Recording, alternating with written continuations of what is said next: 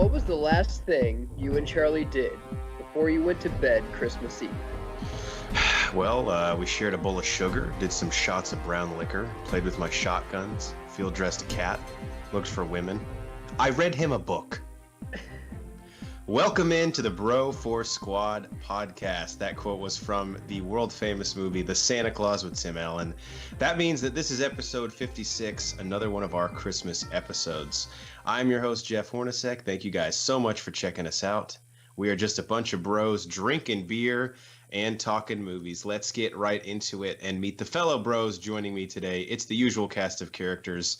So as always, we start in the lab with the mad scientist, Dr. Brian Banner. Banner, in real life, you have some of the most badass Christmas decorations that I've ever seen in your front yard. And this is not a joke. So why don't you tell the people what they are and the inspiration behind them? Well, acid had a lot to do with it. I've got lasers, I've got lights, and I've got dinosaurs. The third part was the one that I actually didn't know you had lasers. Yeah, lasers are a new addition this year, actually. Okay. I'll send you a video when we get off here. Only Brian Banner would look at his front yard with 4 dinosaurs with Santa Claus hats on and be like, this shit is not enough.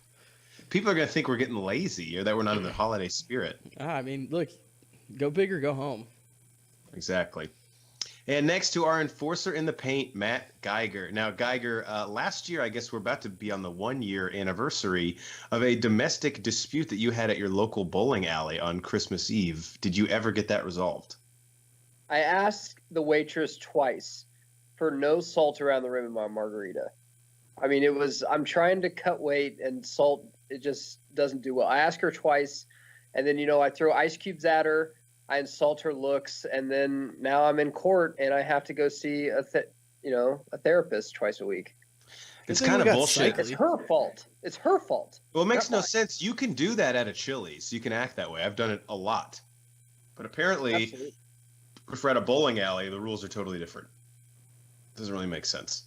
Mills Lanes is what the bowling alley is called, and yeah, they're very uptight on stuff like that. God. It's not even owned by Mills Lane, so I don't understand. I think I'm going to have to stop you right there because I'm pretty sure Cycly said you're not allowed to talk about this anymore.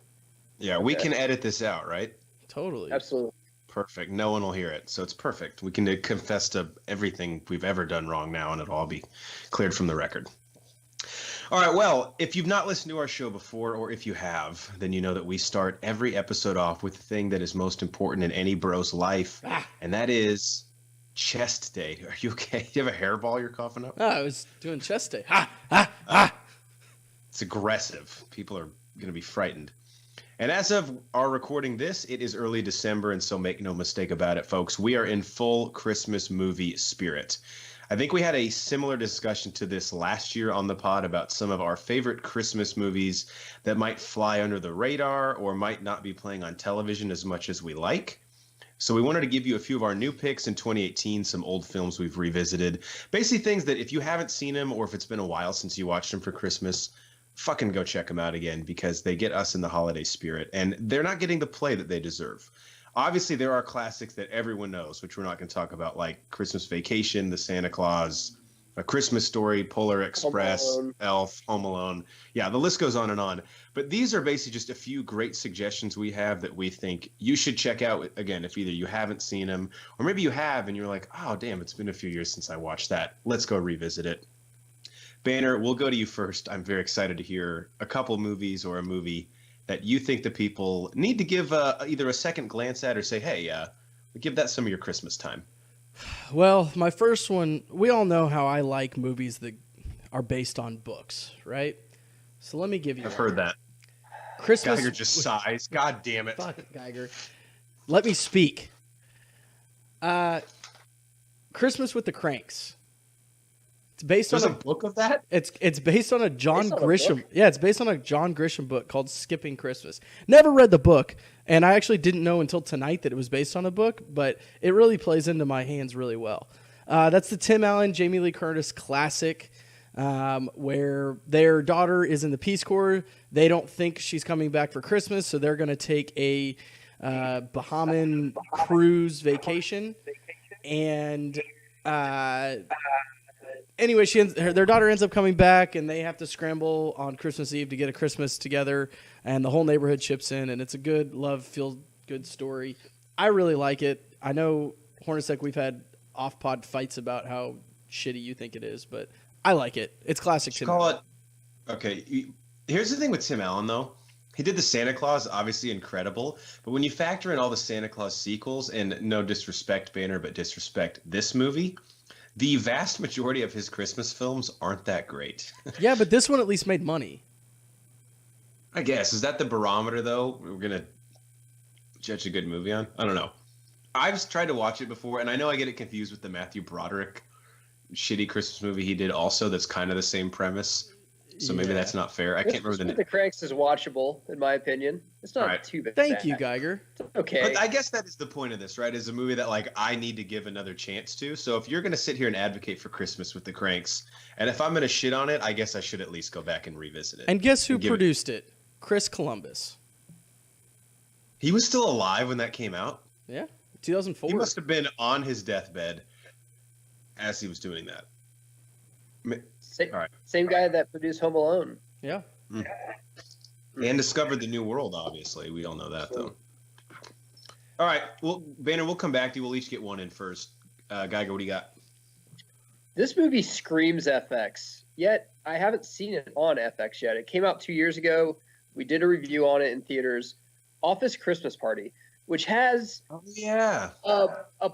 just a ton of great comedians and actors. Jennifer Aniston, T.J. Miller, and honestly, I think his best role. Even better than the TV series he does, even better than Deadpool.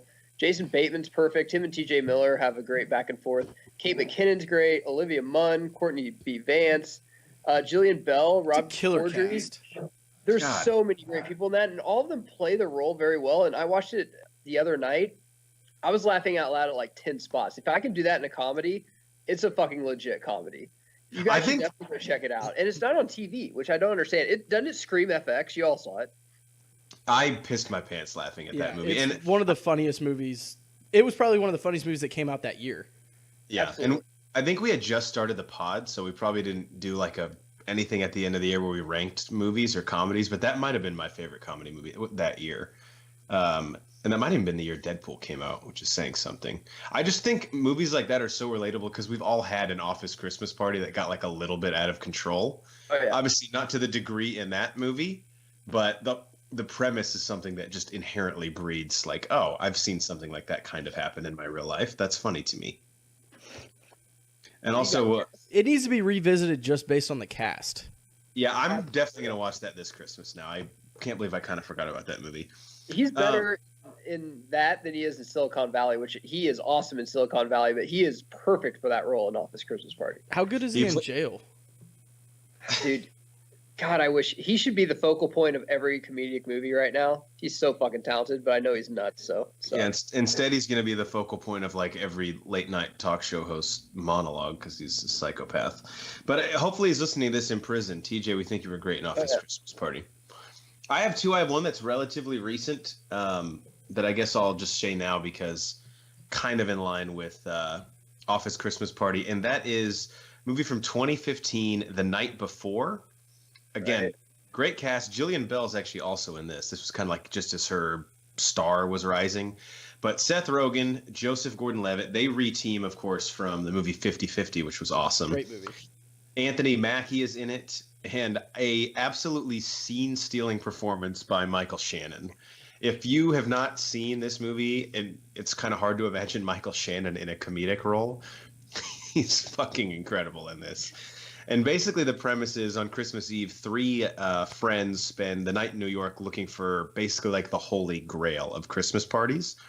Those three friends are Seth Rogen, Joseph Gordon-Levitt, and Anthony Mackie, who Seth Rogen's wife, Jillian Bell, is like 8 months pregnant. And so it's like his last hurrah to get totally shit-faced and have debauchery. And you can imagine that in and of itself sort of sets the stage for an absolutely ridiculous night out. And if you haven't seen it, I think you'll laugh a lot. If you have seen it, it's probably like Office Christmas Party where you'd be like, damn, I don't know why I don't watch this every year. Geiger, I know you liked it as well. It's right up there with Office Christmas Party, and that's another movie that screams FX. Now, FX had that on last Christmas. I haven't seen it on this Christmas yet. Still early in the year, though, guys. Right. Yeah, but come on, FX, don't fuck with us. Just get it on TV, all right? They need to get both those movies on TV. Seriously. All right, Banner, we'll boomerang back to you. What's one more? Or do you not have any more? Is that it? No, I've got one. This is God. a childhood one, going back to like second, third, maybe fourth grade. That I remember the first time I saw this, and I was like, "This movie fucks." Now, I need to preface this with the budget for this movie was $30 million. It made 12.2, so don't hold it against me. But That doesn't matter. it's got our boy Jonathan Taylor Thomas in it. I'll Be Home for Christmas. God. Why? Jessica Biel is in it as well. Guys, I Oh, I don't know. didn't There's know that. just, she's his girlfriend. There's just something about this movie that I just love. Well, Nothing? at least someone does. I haven't seen it in probably like 15, I 20 haven't years. seen it since I was like 9, so I don't know. Yeah, I don't mean, think I it's just a watched it. good. I don't know. It's just a funny story about a guy going across country in a fucking Santa suit to get a car from his dad who he hates. I just remember if I remember right, the VHS cover is Jonathan Taylor Thomas with like a Christmas hat on. Yep, leaning up against a cactus. Yeah, and they were like, "Get it? It's your boy JTT." That was probably like one of the last movies. He was like, "Dude, fuck acting. I don't want to do this I'm anymore." pretty sure it was one of his last movies. Way to go out on a high note, at least. That's what I'm saying. Geiger, what's Although- your next movie? So usually this is where I go 8 Crazy Nights, but I don't want to be that uncle that always just brings the same thing for Secret Santa. And I cannot believe I'm saying this fucking movie, but I watched it with my wife the other night, and goddamn, if this movie isn't good and holds up, and that's Four Christmases. I like Four I Christmases. love Four dude. Christmases. It's a pretty good fucking film, man. Now, before you like comment below that I get that Vince Vaughn can't really carry a movie by himself, but he's well supported in this. Reese Witherspoon's great. Robert Duvall, Mary Steenburgen, Sissy Spacek, Favreau's even good in this. Tim McGraw's funny in this. John Voight. It's a very good movie, and the scene where they have to play Mary and Joseph and Vince Vaughn's like, there's just so many ways I Oh can my go God. with this character. So I started funny. just dying out laughing. And It's like you're pregnant and it's not mine. Am I okay with that? Like, am I? it's Christmas, man, and if you have, a significant other that likes Christmas Vacation, more power to you. But most, women like something that has something for them too. And this movie has something for pretty much everybody. It's a pretty good date movie if you want to stay in, order some pizza, and watch a Christmas movie. It actually holds up. I was very surprised that I was actually entertained by this and liked it so much. It's in Best mine and scene- my wife's rotation. We watch it every year. Good. Yeah, it's a good It's movie. a good one. I don't want to say it's underrated. It's just like not talked about that much. Like I feel like most people who have seen it decently enjoy it. Another like Tell me a Christmas movie with, Vince Vaughn. I just think Fred Claus, and I'm just like, good God, Ugh. get away. and that's a damn shame. I thought about bringing that up like as a joke to see how quickly you guys would murder me at the stake, but I didn't. And I mainly hate that one just because Paul Giamatti is fucking unbearable. Not a big fan of his. My last one, I think I brought it up last year because this is legit one of my top 5, maybe 10 favorite movies of all time. I'm not kidding. And that is the 1991 movie All I Want for Christmas. It stars Ethan Embry as a kid who is actually Rusty in Vegas Vacation. Thora Birch, who plays his little sister, is Kevin Spacey's daughter in American Beauty. And then probably 2 of the other names you would recognize are Kevin Nealon from SNL, and then Leslie Nielsen has kind of a small role in the film. Basically, Ethan Embry and Thora Birch play 2 kids who are spending their first Christmas with their parents divorced. And his sister, Thora Birch, plans to ask Santa to get them back together for Christmas. And Ethan Embry basically has to spend the whole movie convincing her that that's not going to happen. Hilarity ensues. It's heartfelt. It's set in New York, which I think is always kind of cool for Christmas movies. I don't know why, just because I think it helps play up that whole like holiday spirit. And if people there can be nice to each other, then I guess the season really does have an effect on people. But All I Want for Christmas, 1991. It's not like a otherworldly movie, but it's one that holds a really special place in my heart. I watch it every year, especially with my mom. So if you haven't seen it, definitely check that one out. Before we move on, anything you guys want to add? Boehner, did you have a third one you were going to try and sneak in with Jonathan Taylor Thomas? No, but I mean, anything that Jonathan Taylor Thomas is in is a good movie. So I don't really know why you guys are surprised by this. There's probably a chance he really is listening to the podcast right now. I actually have one that Animation. Go ahead. I was gonna say I actually have one that I don't know if it's technically a Christmas movie, but it happens around Christmas. Gremlins. I'll count it. I'll allow it. It's the animation, but Flintstones Christmas Carol is one of my all-time favorites and a must-watch every year too. Is the movie Toys with Robin Williams a Christmas movie at all? I don't think so. I don't think That's so. just a fucking freaky ass movie. All right, I will go fuck myself. All right, on to the second part of our show, everyone's favorite segment, if you don't count the other two that we do, is our protein shake, where we let you know what movies we have watched or rewatched since the last time we spoke. Now, I have a ton of these. A lot of these we've actually done for the pod, so I'll briefly go through them. But Geiger, why don't you get the people started? Tell us what's in your cup, a.k.a. what have you seen lately that you want to talk about? So I was in a fighting mood in the month of November, just because Creed 2 is coming out. A bunch of the Rocky movies were on. I watched Creed 1 a couple times, so I wanted to watch another fight movie that I think people don't even ever talk about, and I don't know why. And that's called Warrior.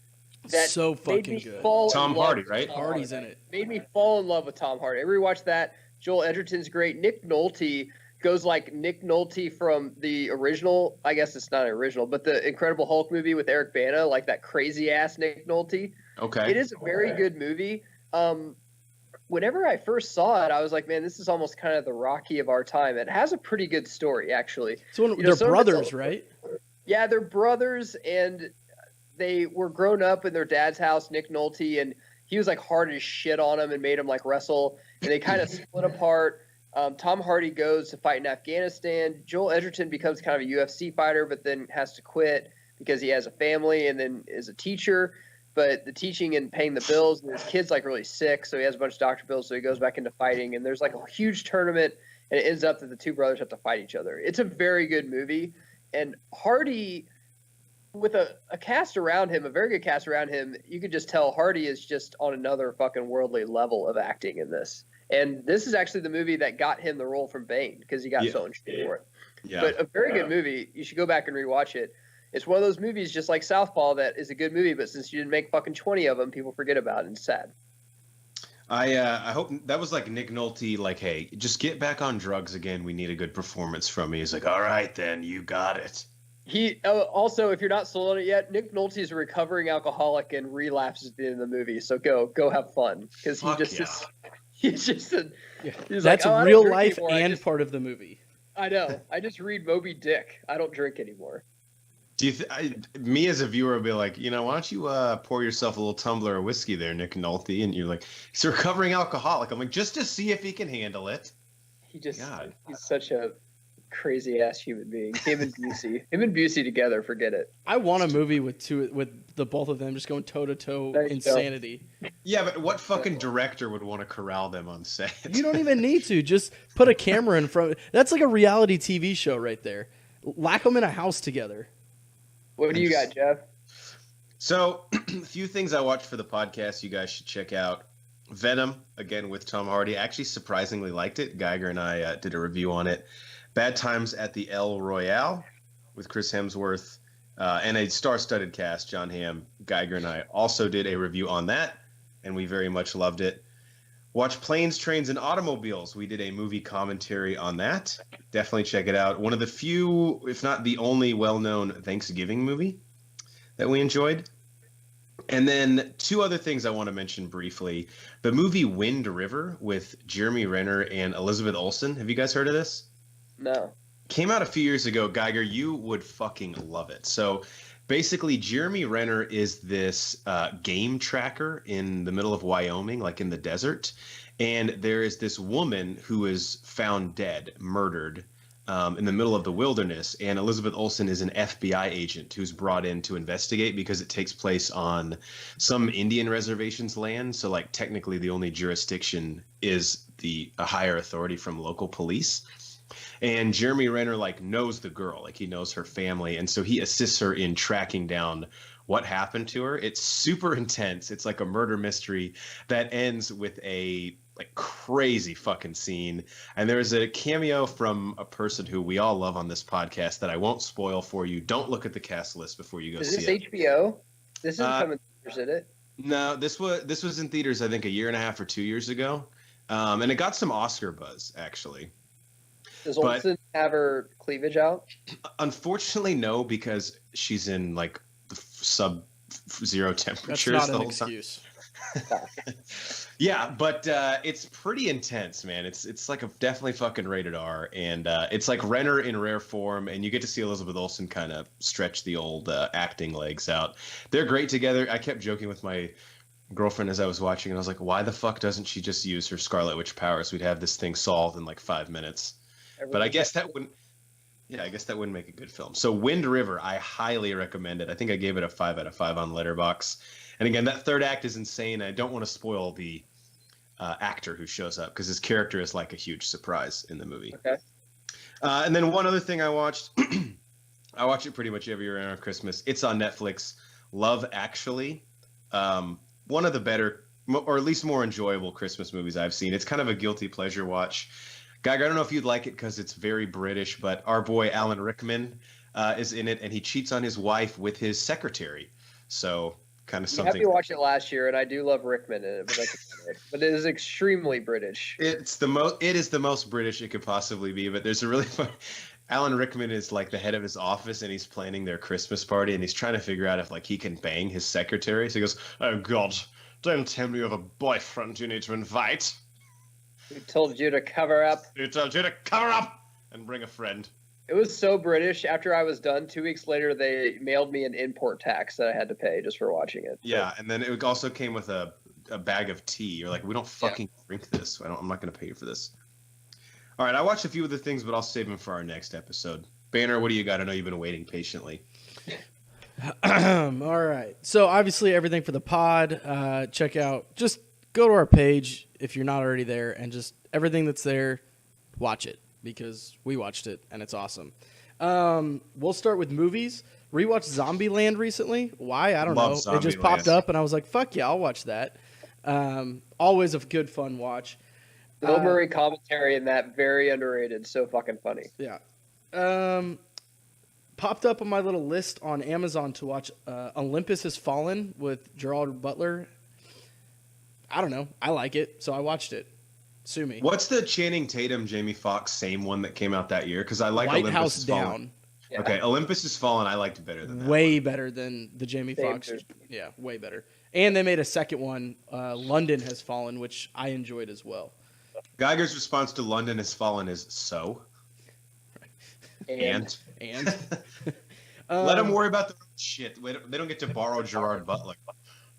On Netflix, there was scrolling through, there was a movie that had Halle Berry and Daniel Craig in it, and it's called Kings.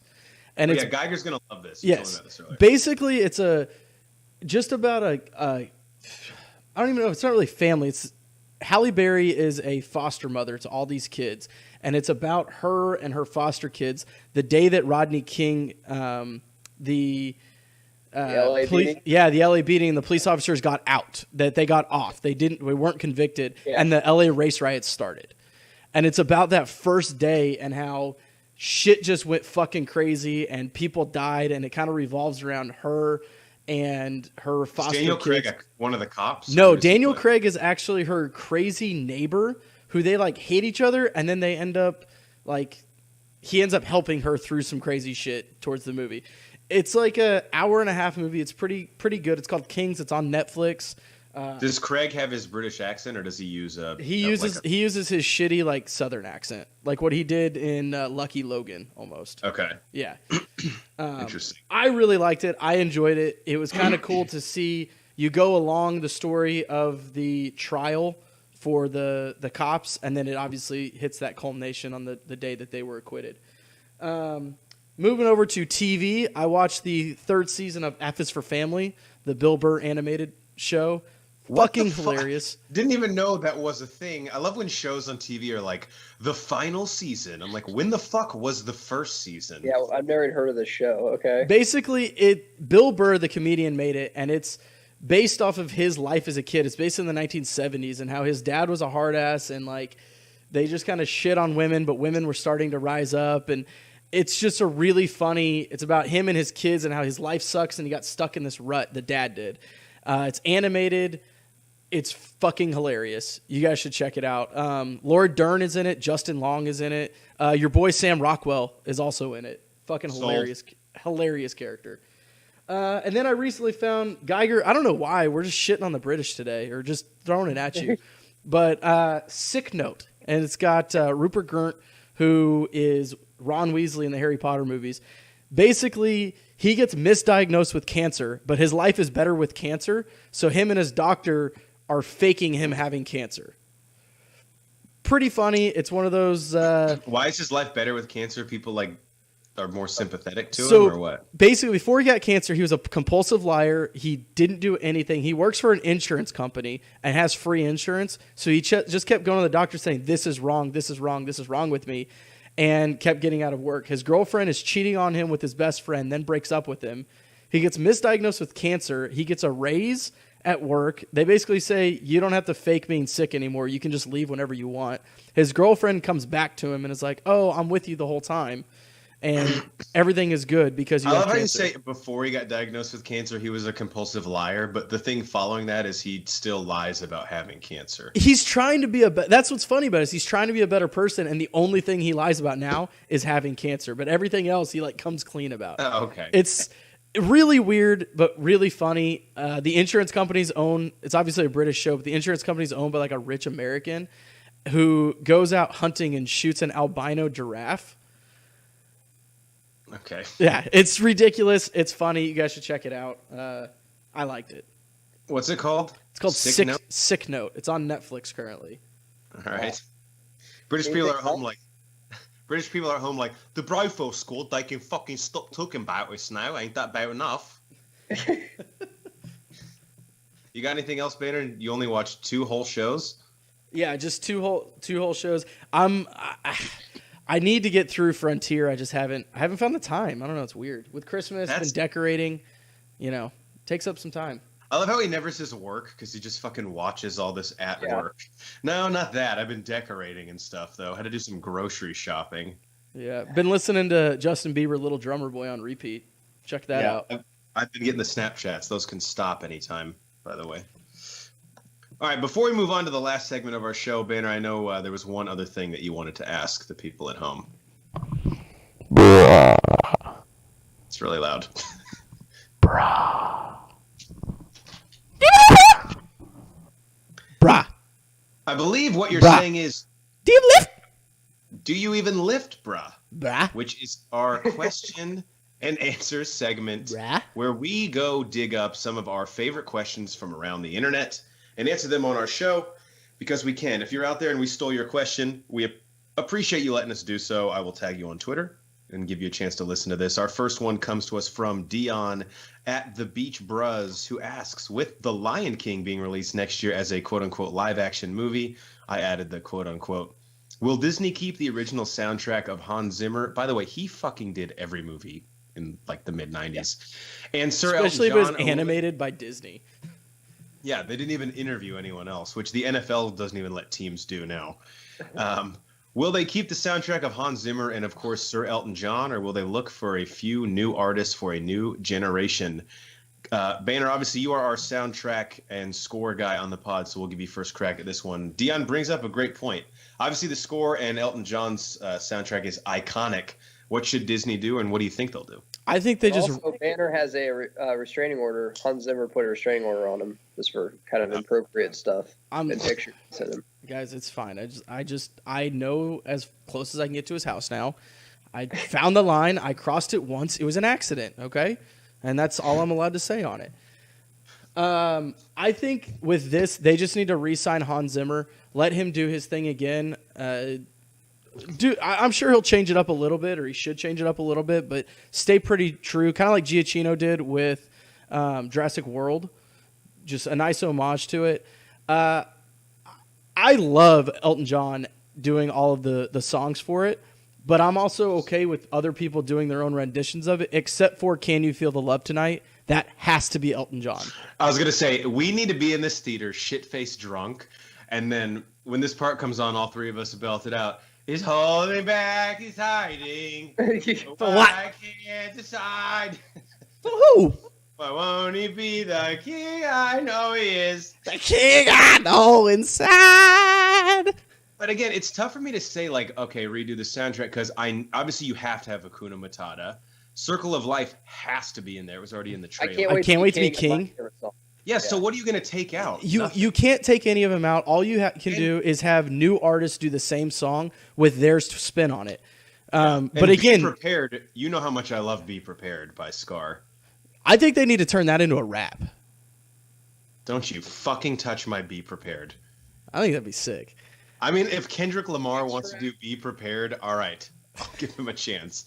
But if it's like, I don't know, one of these stupid like if Cardi B makes a crack at it, then I'm going to be livid. Geiger, what do you think?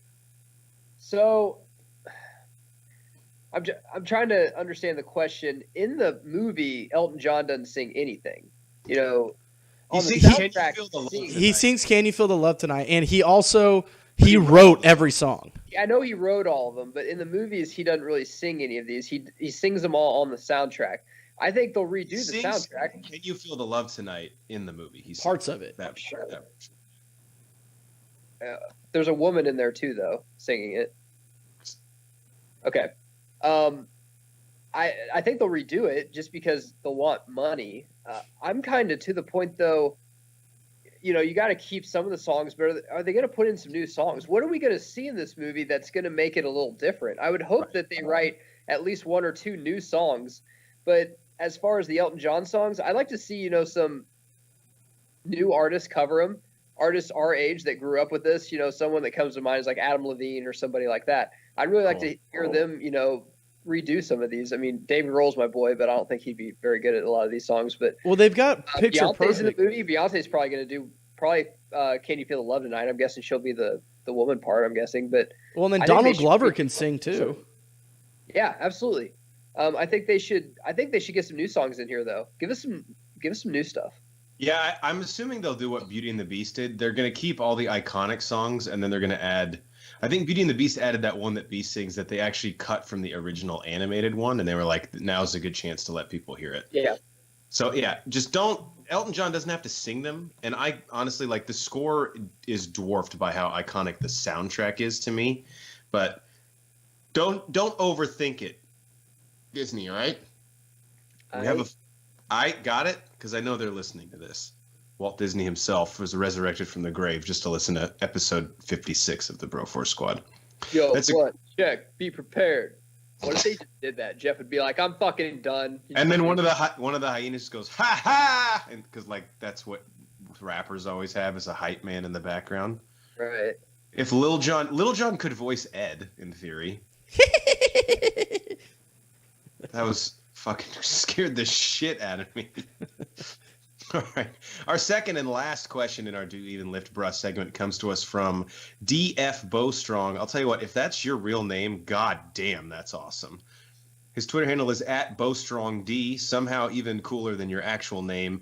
And he asks if you could get a sequel to any film that came out this year, excluding any that already have planned sequels like Infinity War, what would it be? His would be Ready Player 2. Now, I didn't see Ready Player One, but that's like the coolest name you could possibly give a sequel to a movie that came out this year. Geiger, what do you got? Never thought I'd say this, but goddamn, if this wasn't probably one of the best movies I've seen this year. It won't be a sequel; it'd be a prequel, and it is A Star Is Born, but it's just called Jackson Maine. Yeah. I want Bradley Cooper to come back. I want him to write more music. I want him to sing more music. I want him to play guitar. As a fan of classic rock, and more importantly, as a fan of Southern classic rock, this is what's missing in music for me today. Is basically someone that is Southern country but plays guitar like fucking Stevie Ray Vaughan. I loved him in this movie. He acted his ass off. I'd like a prequel movie on how he got his start, you know, playing in bars when he got his first record deal and stuff. I want some new music. I want the whole album just to be Bradley Cooper. But I think a prequel movie to that, I would go see that for sure. And that's saying a lot because you have been critical, and for good reason at times, of Bradley Cooper in the past. Yeah, I like Bradley Cooper. I just didn't think he had this in him. I'll say that. And he does, man. He should win an Oscar for this. No shit. Halfway through the movie, I told my girlfriend, I was like, if you close your eyes, it's Rocket Raccoon singing a country rock album. She was like, well, you fucked that up for me. Banner, how about you? It's... You know, I don't know. That isn't already slated. I got to give There's only Geiger 5 credit. movies this year. Yeah, I Geiger haven't credit seen a for lot of thinking a- new movies this year out in theater. I'm kind of going through my head thinking. I can take this one if you want to. Yeah, give me ruin it. give me a second here. So mine, again, I know comedy sequels don't usually work. Like you can probably count on one hand the amount of them that you aren't rolling your eyes at. But the movie Tag this year, number one, I just want to see that cast get together again. Ed Helms, John Hamm, Isla Fisher, Jeremy Renner, Jake Johnson. Those guys would be incredible to see reunited. Rashida Jones. But more than that, and spoilers right now for the end of Tag. So if you haven't seen it, skip ahead like a minute. But as Geiger knows, because we got to see it together, check out our review for Tag. At the very end, although there is some controversy around how it happens because Ed Helms is very sick with prostate cancer, Jeremy Renner, for the first time ever, becomes it. And I think it would be really cool to do a movie where he just, like the psychological warfare that he can inflict on them, knowing that he can basically tag them at any time and Yeah, like it would fucking be awesome, yeah. that would be like a cool like shoe on the other foot moment for me. And again, really just any excuse to get those guys back together again, drinking beer and smoking in Ed Helms' mom's basement would be pretty fucking hilarious. So I'll go with Tag, with the caveat that I know comedy sequels haven't typically worked in the past, but I think this one could have a shot with that formula. All right, I'm ready. I got it. And maybe this is slated, I don't know, but I would like to see another Halloween movie. I don't think anything official is done, but yeah.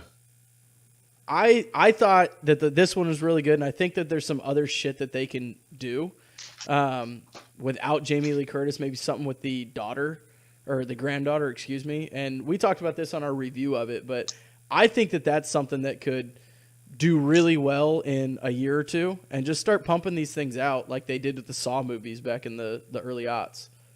So at this point, if they made another one, because they've effectively erased 2 through Return of Michael Myers, this would be now a soft reboot. That's what Hollywood's calling it, a soft reboot.